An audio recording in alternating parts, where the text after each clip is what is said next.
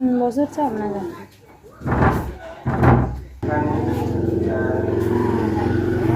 เปิดคลิปออกมากับปลาลุงเอ้ยเนาะ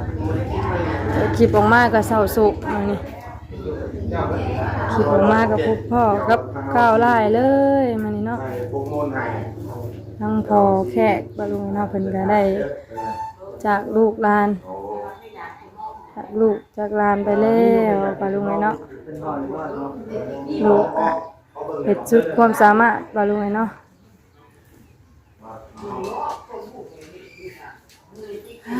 สบายดีเด้อพี่น้องเด้อเนาะ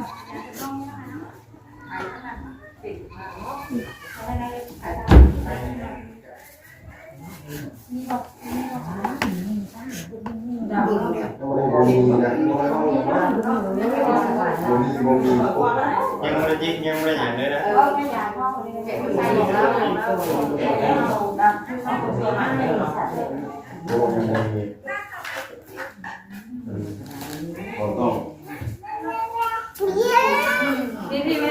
แม่พี่แม่กินป่ะ เราต้องโจมออกมาก่อนนะสันแม่เราต้องโจมออกมา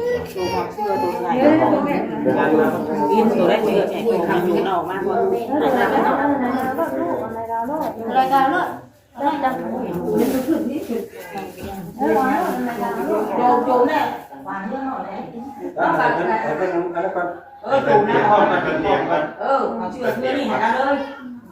ใส่ก็ชื่อใส่ก็มีใส่ก็ใส่ไข่ได้บ่เดี๋ยวใส่ห้องอยู่นะนอนถ่านนะ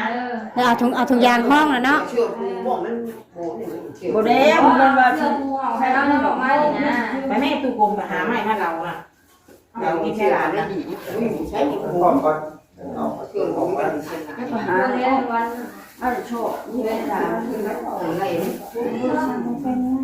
ไม่เป็นตอนได้แต่ว่ามีก็เป็นจับของใครนะเฮาบ่ได้ฮู้นำเนาะบ่ฮู้บ่เห็นนำ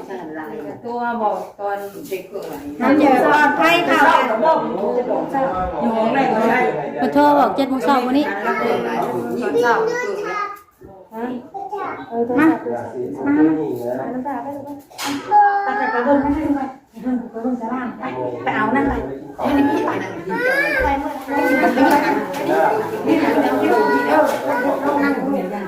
นี่แหละอยู่ตรงแม่อินเนี่ยอยู่ตรงแม่นี่ก็หาบ่แขกมาสุดทางเด็กไปหาก็บ่แขกบริจาคอีโนยนี่อย่างงี้นี่เนาะไปเยี่ยมแต่เก่าก็หาอุ้มหลานเบิ่งลูกล่ะสบายดีป่ะลูกสบายดีป่ะลูกสบายดีป่ะลูกสบายดีป่ะลูก เกือบไม่ได้เอามาเลยเนาะสบายดีป่ะลูกสบายดีสวัสดีครับก่อนไว้เลยเว้ยดื้อว่าค่ะเราต้องบ้านนี่มียังนี่เลยอ๋อยืมมีดเลยมีบ่มีอยู่ตารางให้ตัดเลยบ่อยได้เอาสิบ่ได้ตัดคืออยู่นั่นแหละก็จะว่าอีกนะโดยเอามีดมาเลยมีดมาเลย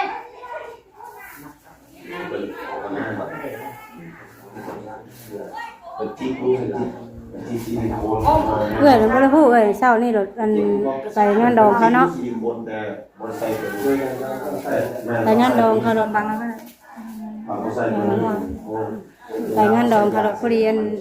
ได้ยินอันเขาว่าไปเอิ้นอันไปตู้นี่เอาไปตู้ห้องไปตู้อย่างนั้นเด้ไปเอิ้นนั่นเด้เอาแน่เนาะเตรียมว่าสิเมื่อดองเช้านี่ครับพอดีทั้งอันแพทย์หมอเพิ่นโทรมาหับประตูนี่แหละโทรมาเครื่องพอมานี่หับรถว่าจะได้ยินข่าวดีเนาะเลยเฮาก็ได้บัดมันสมองเลยแม่นนะเฮาก็เอาเบอร์หมอยังแม่นก็คิดว่าแม่มีข่าวดีติดตามมาตลอดคุยกันกับหมอกับหยังสินะติดตามมาตลอดอยู่ติดตามมาตลอดบัดได้ยินข่าวโทรมาก็ว่าสิเป็นเรื่องดีเนาะโดยมาได้ยินข่าวแบบนี้หอยมันก็อ่อนโทรถามติดตามมาตลอดสินะสุดลงกระหม่อมลงแล้วบัดนี้เนาะอ่อนลงกระหม่อมเลยจะคอมเมนต์เลยทำไม่ตุ้ยก็วัดแล้วก็ไม่ตุ้ยเลยไปเลยก็ได้วัดเลยตุ้ยเนี่ยเอ้ยเช้านี้ก็อันนั่นเนาะเช้านี้ก็พี่น้องงานดองแม่พี่น้องเอ้ยอ๋อเพิ่นจะโจมออกมาเนาะเพิ่นว่าอย่างบ่อะไรนี่ซื่อมาเขาเลยเนาะแล้วเปลี่ยนตัวให้แบ่งหีบไม่โจมงาม ใบไม้เอาออกเลย เอาใบไม้ไปยังออกเลยเด้อ นี่นะสำคัญเลยสุดนะมาต่อ เด้พงเพิ่นนั่นไปให้รถป้า เอียง เออโอเคโอเค เรียนมอกาแฟเขา ก่อนนะ โอเคเข้าไปสวรรค์เลยเนาะขึ้นสวรรค์ มานี่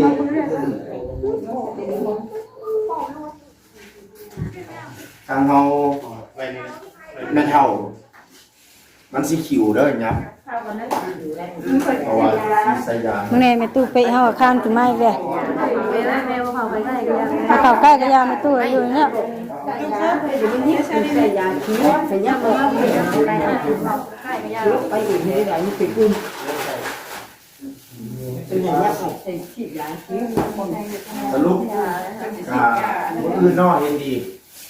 แม่บ่แม่มื้ออื่นบ่แม่ แม่เนี่ยลุงเวียง เลย เอาบ่อื่นซะมันก็ยากเวียกงานเฮ็ดบุญอีกมันว่าบ่แม่นเฮ็ดบุญกายเฮ็ดบุญก็เฮือนญาติพี่น้องตัวเองเนาะคนเฮือนเดียวกัน มานอนเรียน ท่าเดียวนะมาได้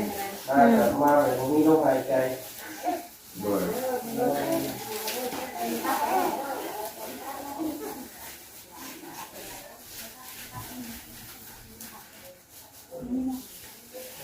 นี่แบบเราไม่ได้การให้มีดด้วยค่ะ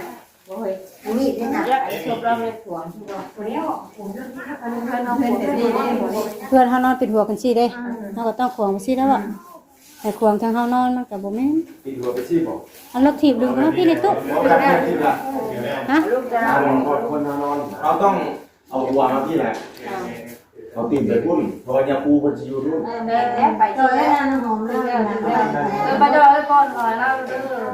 เดี๋ยวดีในน้ำแบบเนาะ แม่บอยังตอบเป็นดีใจยา ใส่ยาก่อน เอาใส่ลูกสาว ถ้ายามคิวแล้วตู้อย่าออกมาเด้อ ขาดเลยเนี่ยเอาไปแล้วขาดเด้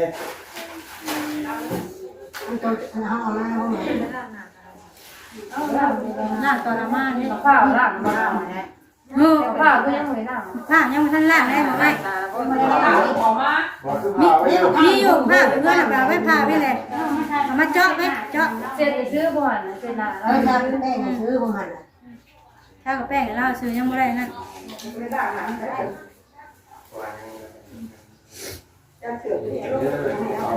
ใช้รถเสียคนชื่ออะไร ทางเราสีล้างหน้าก่อนบ่หรือว่า ลงเลยกับลงเลยลง ใส่รถแม็กบุกเป็นยังเอาให้รถทันมาที่ใจกันหา หายแล้ว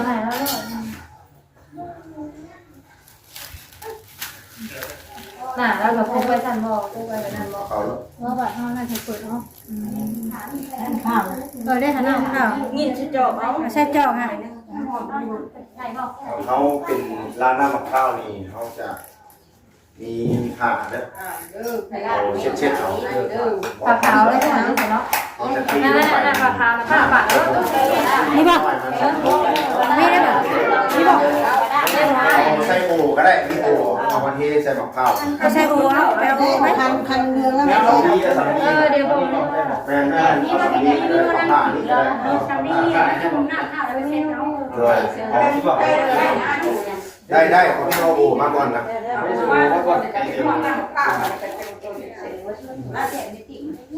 เอาแพ้ขาวแพ้ยังไงถ้าไม่แพ้ขาวก็นั่น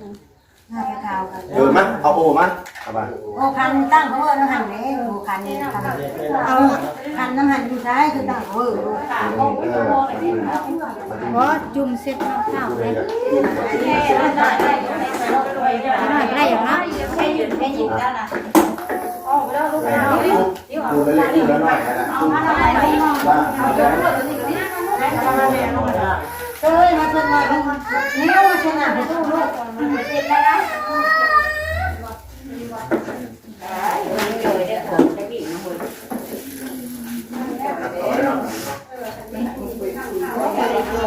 ไปจอดกันได้ทำร้าย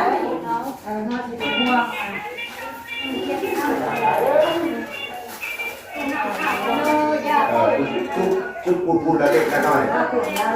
ดีแค่การนี้แล้วเจ็บเจ็บแบบไปเตรียมเรียกคุณเรียกตลาดแม่เล่นมาเนี่ย ไม่ได้มีบ้านอยู่บ้าน วันนี้เป็นของขวัญนี่แหละ ว่าจะไม่จะลงให้ป้าเลยนะ ยอดนะยอดดูนะ มันตกได้ทุกอย่างนี่ให้ยอมดู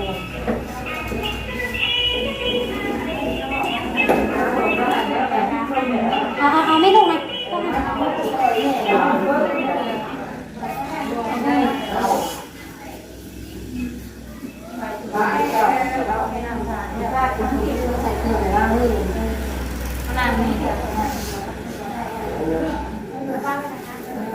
เอาอยู่ในตู้เก่าแล้วแพ้ถูกก็ได้เลยทุกจัน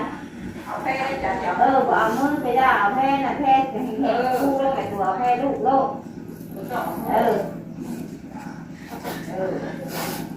ไอ้เจ้าเรางามแหละแบบนี้นะวิทย์ขุวิทย์ท่าเลย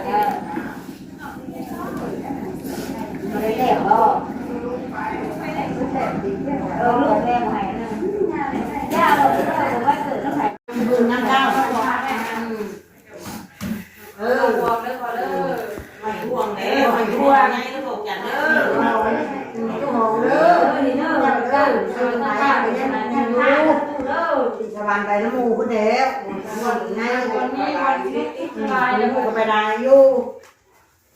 ใครเกิดเป็นในห้องกับนี่ใครกับนี่นะเรียกว่าเป็นบ้านกับนี่อยู่พี่นะเป็นเอาเป็นไม้แล้วก็บ่เอา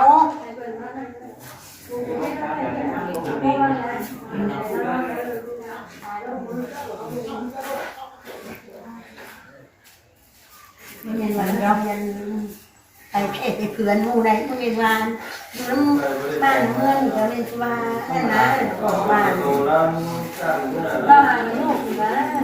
มีหมู่บ้านชนเขาเลยเงินบ่ไม่ชอบไปเล่นนะถึงกับมึงดู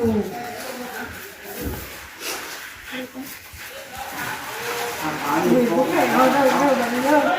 เบิ่งคุยนะเด้อทั้งคนคุยแน่แบบนี้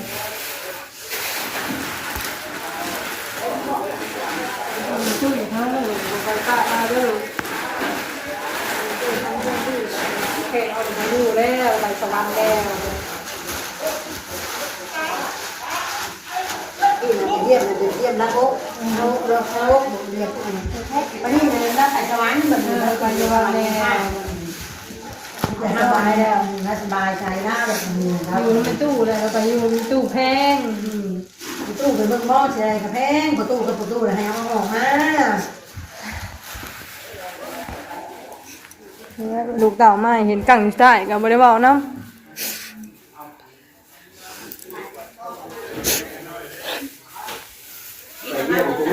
เฮ้ย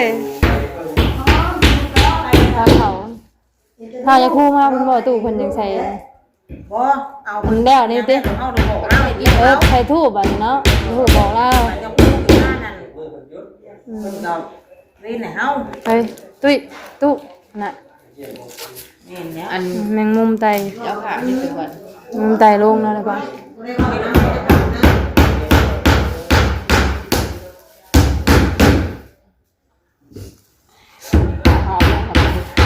ผ่านนะไม่ได้ขังนะไว้อันนึงนะใส่แต่ตัวตุ่มข้างล่างแล้วนี่ก็เป็นป้าพี่น้องนะเป็นเอื้อยของแขก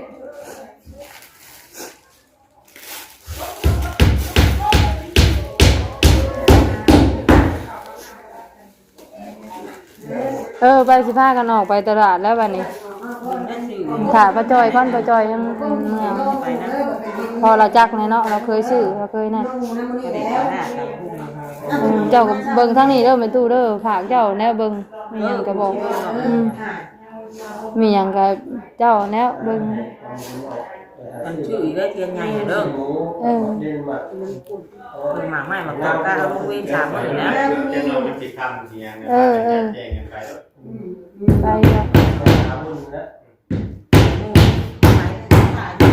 ถามป้าจอยเลยป้าจอยเรายังมาเอานั่นยางมาใส่กับมือเอาไปกับสิ่งกับเกลียวเลยจู่ถูกบอกเล่าเด้อตู่เด้อได้แล้วเขาหน้าแม่ก็ไม่ได้ชงหาชื่อเด้อชื่อชนเนี่ยเฮ้ยใช้มุกสุดจักเป็นดราม่า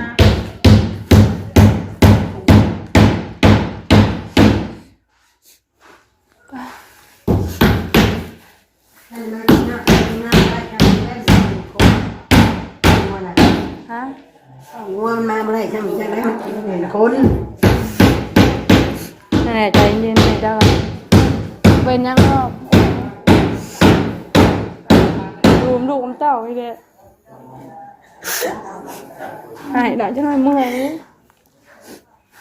มาบอกอ้ายนะ มาแล้วคุณรถมาแล้วจังหน่อยตอนแรกก็ฮอด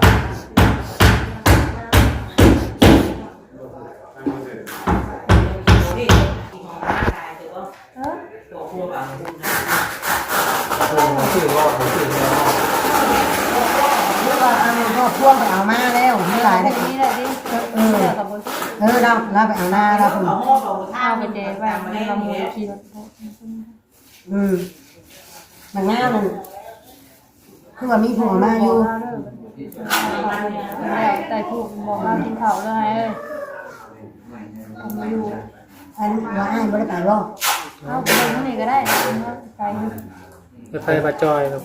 ไปขึ้นรถ ไปคือในกลุ่มที่เพิ่นไปก็ได้ ปลาจอย ป้าก็มันก็จอยกับพ่อได้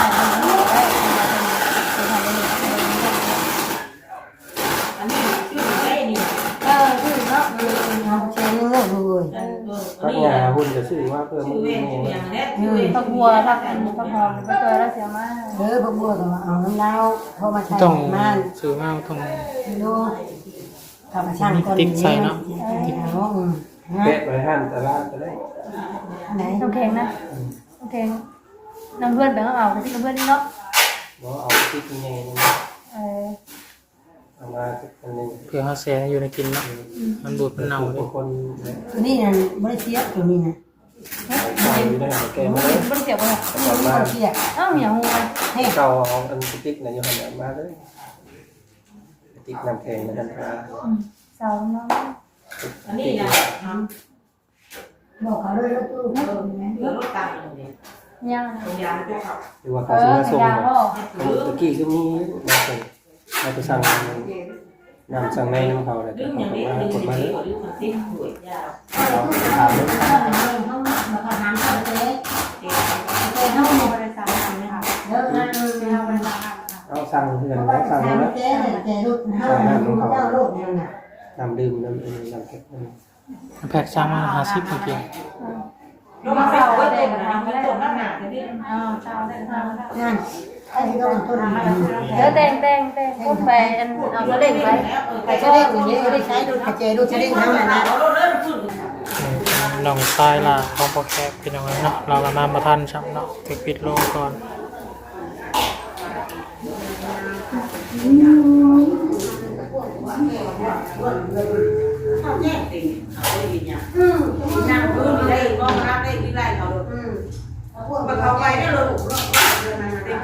ขอได้วะขอน้ำเลยแทงมาเลย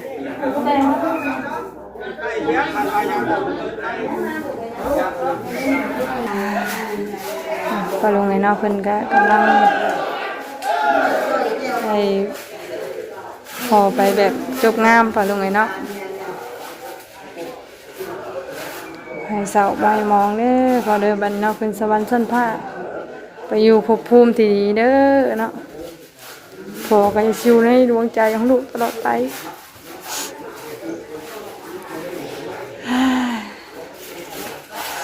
เจ้าก็ลุงไอ้เนาะแม่เนี่ยก็สิออกไปหาซื้อเนี่ยอยู่ในกินก่อนบัดนี้เนาะมาแขกให้คนหมู่ผู้ที่มาร่วมงานปะลุงปะลุงเนาะพอกันคลิปหน้าเด้อสบายดีปะลุงไอ้เนาะ